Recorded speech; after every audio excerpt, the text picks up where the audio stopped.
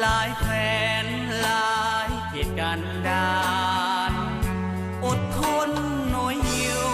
หิวแถวอยู่ยากทุรกันดารตัดสินใจต่อสู้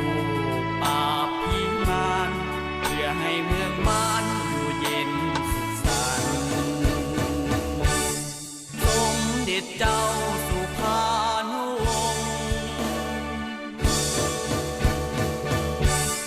สมเด็จเจ้าสุภานุวงศ์พักด้วยใจมั่นคงมาส่งให้ลาวสุขสันต์ใส่ทุกวิธีช่วยเหลือกันดี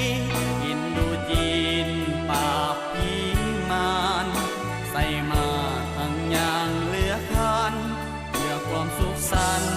พี่น้องทุกคน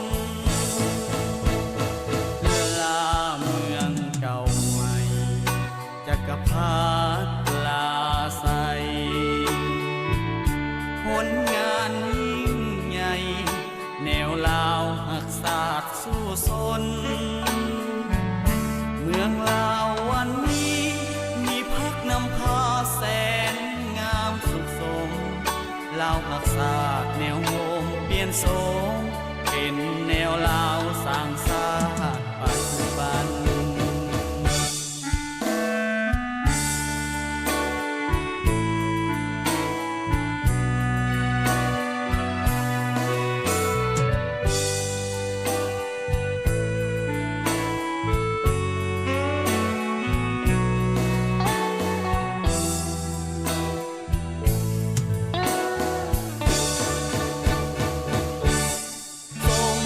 เจ้าสุภานุวงศ์